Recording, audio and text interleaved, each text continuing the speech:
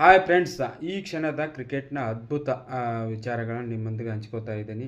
ಮೊದಲೇ ಇವತ್ತು 2 WPL ಪಂದ್ಯಗಳು ಇರುತ್ತವೆ. ಮೊದಲೇದ್ದು UP ವಾರಿಯರ್ಸ್ ಮತ್ತು ಮುಂಬೈ ಇಂಡಿಯನ್ಸು. UP ವಾರಿಯರ್ಸ್ ಮೊದಲ ಬಾರಿ ಬ್ಯಾಟಿಂಗ್ ಆಡಿ 187 ರನ್ ತೆಗಿತಾರೆ. ಮೊದಲೇ ಬಾರಿ ಕ್ಯಾಪ್ಟನ್ ಆದಂಥ ಲ್ಯಾನಿಂಗ್ ಅವರು 70 ರನ್ ಹೊಡೆದರೆ, ಅವರೇ ಆಸ್ಟ್ರೇಲಿಯಾ ಪ್ಲೇಯರ್ ಇನ್ನೊಬ್ಬರು ಲಿಚ್ಬರ್ಡ್ ಅವರು 61 ರನ್ ಹೊಡಿತಾರೆ. ಮುಂಬೈ ಪರವಾಗಿ ಸ್ಕಿವರ್ ಬ್ರಂಟ್ ಅವರು 2 ವಿಕೆಟ್ ಹೋಗಿದ್ರೆ, ಇನ್ನು ಬ್ಯಾಟಿಂಗ್ ಪ್ರಾರಂಭಿಸಿದ ಮುಂಬೈ ಒಂದು ಹಂತದಲ್ಲಿ ಕೇವಲ 65 ರನ್ನು 5 ಬಾಲ್ಗೆ 5 ವಿಕೆಟ್ ಕಳೆದಂಥ ಸಂಕಷ್ಟ ಪರಿಸ್ಥಿತಿಯಲ್ಲಿ ಕೇರ್ ಮತ್ತು ಅಮನ್ಜೋತ್ ಕೌರ್ ಅವರು 41-49 ಕೊಡುಗೆಯಿಂದ 22 ರನ್ಗಳಿಂದ ಸೋಲ್ತಾರೆ. ನಾನೀಗ ಎರಡನೇ ಮ್ಯಾಚಿಗೆ ಬರ್ತೀನಿ. ಈ ಪ್ರಮುಖವಾದ ವಿಚಾರ ಅಂದರೆ RCB ಅವರು ಡೆಲ್ಲಿ ವಿರುದ್ಧ 8 ವಿಕೆಟ್ಗಳಿಂದ ಗೆಲ್ತಾರೆ. ಸತತ ಈ IPL ಪಂದ್ಯದಲ್ಲಿ ಈ ಟೂರ್ನಮೆಂಟಲ್ಲಿ 4ನೇ ಗೆಲುವು ನಮ್ಮ RCB ಅವ್ರದ್ದು. ಆಮೇಲೆ ಏನಂದರೆ, ಮೊದಲೇ ಬ್ಯಾಟಿಂಗ್ ಮಾಡಿದ ಡೆಲ್ಲಿ ಒಂದು ಹಂತದಲ್ಲಿ 2 ಓವರಲ್ಲಿ 10 ರನ್ನಿಗೆ 4 ವಿಕೆಟ್ ಹೋಗಿರುತ್ತೆ. ಅಂಥ ಪರಿಸ್ಥಿತಿಯಲ್ಲಿ ಶಫಾಲಿ ವರ್ಮಾ ಅವರು 41 ಬಾಲಲ್ಲಿ 62 ರನ್ ತೆಗಿತಾರೆ. 4 six, highest number of six ಈ ಪಂದ್ಯದಲ್ಲಿ ಅವ್ರದ್ದೇ ಅಂತ ಹೇಳಬೇಕು. ಸೆಕೆಂಡ್ ಹ್ಯಾಮಿಲ್ಟನ್ ಅವರು ಆಲ್ರೌಂಡರ್, ಅವರು ಕೂಡ 36 ರನ್ ಹೊಡೆದು 19 ಬಾಲಲ್ಲಿ 3 ಸಿಕ್ಸ್ ಹೊಡಿತಾರೆ.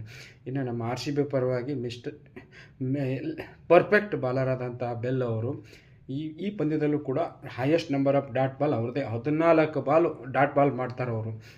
26 ರನ್ಗೆ 3 ವಿಕೆಟ್ ಹೋಗಿದ್ದಾರೆ. ಸತ್ಗೇರಿ ಅವರು ಕೂಡ 3 ವಿಕೆಟ್ ಹೋಗಿದ್ದಾರೆ. ರಾವತ್ ಅವರು 2 ವಿಕೆಟ್ ಹೋಗಿದ್ದಾರೆ. ಇನ್ನು ಬ್ಯಾಟಿಂಗ್ ಪ್ರಾರಂಭಿಸಿದ RCB ಪ್ಲೇಯರ್ಸು, ನಮ್ಮ ಸ್ಮೃತಿ ಮಂದನ ಅವರು ಇವತ್ತು 3 ಸಿಕ್ಸ್ ಹೊಡಿತಾರೆ. 96 ರನ್ನು. ಎರಡನೇ ಪಂದ್ಯದಲ್ಲಿ 47 ರನ್ ನಾಟ್ಔಟ್ ಉಳಿತಾರೆ. ಅರ್ಧಶತಕ ವಂಚಿತ ಆಗ್ತಾರೆ. ಈ ಪಂದ್ಯದಲ್ಲಿ ಔಟ್ ಆಗ್ತಾರೆ 96 ರನ್ಗೆ. ಅದು ಒಂದು ಬೇಸರದ ಸಂಗತಿ. ಆದರೂ ಕೂಡ ಇದೇನು IPL ಇಂಟರ್ನ್ಯಾಷನಲ್ ಅಲ್ಲ, ಅದನ್ನ ಬಗ್ಗೆ ತಲೆ ಕೆಡಿಸ್ಕೊಳ್ಳುವಂಥದ್ದಿಲ್ಲ. ಇನ್ನೊಬ್ಬರು RCB ಪರವಾಗಿ ವಾಲ್ ಬಗ್ಗೆ ಹೇಳಬೇಕಂದ್ರೆ, ವಾಲ್ ಅವರು ಇವತ್ತು 42 ಬಾಲಲ್ಲಿ 52 ರನ್ ನಾಟ್ಔಟ್ ಉಳಿತಾರೆ. ಅದರಲ್ಲಿ 2 ಸಿಕ್ಸ್ ಹೊಡಿತಾರೆ. ಇವ್ರ ಬಗ್ಗೆ ಹೆಚ್ಚಿನ ಮಾಹಿತಿ ಹೇಳಬೇಕಂದ್ರೆ, ಆಡಿದ್ದ 4 WPL ಪಂದ್ಯದಲ್ಲಿ 3 ಅರ್ಧಶತಕ, ಅದು 99 ಹೈಯೆಸ್ಟ್. ಅದು RCB ಪರವಾಗಿ ಹೈಯೆಸ್ಟ್ ನಂಬರ್ ಆಫ್ ರನ್ ಇವ್ರದೇ ಅಂತ ಹೇಳಬೇಕಾಗುತ್ತದೆ. ಇವತ್ತಿನ ಈ ಕ್ರಿಕೆಟ್ ಪಂದ್ಯದ ವಿಚಾರ ಇದೊಂದಾದರೆ, ನಮ್ಮ ವೈಭವ್ ಸೂರ್ಯವಂಶಿ ಅವರು 19 ವರ್ಷದ ಯೂಸುಫ್ ಕಪ್ ಬಾಂಗ್ಲಾದೇಶದ ವಿರುದ್ಧ ಕೇವಲ 30 ಬಾಲಲ್ಲಿ ಅರ್ಧಶತಕ ಸಿಡಿಸಿ ಅದು ವಿಶ್ವಕಪ್ನಲ್ಲಿ ಒಂದು ದಾಖಲೆ ಮಾಡಿರ್ತಾರೆ. 14 ವರ್ಷ 296 ದಿನದಲ್ಲಿ. ಅದು ಆದಷ್ಟು ಇನ್ನೂ ಒಳ್ಳೆಯದಾಗಲಿ ಅಂತ ಬಯಸ್ತಾ, ಇನ್ನಷ್ಟು ಸ್ವಾರಸ್ಯಕರವಾದ ಕ್ರಿಕೆಟ್ ಬಗ್ಗೆ ಮಾಹಿತಿ ಹಂಚಿಕೊಳ್ಳಲು ನನ್ನ ಈ ಸ್ಮಾರ್ಟ್ ವಿಡಿಯೋವನ್ನು ಸಬ್ಸ್ಕ್ರೈಬ್ ಮಾಡೋದ್ರೊಂದಿಗೆ ನನಗೆ ಸಹಕರಿಸಬೇಕಾಗಿ.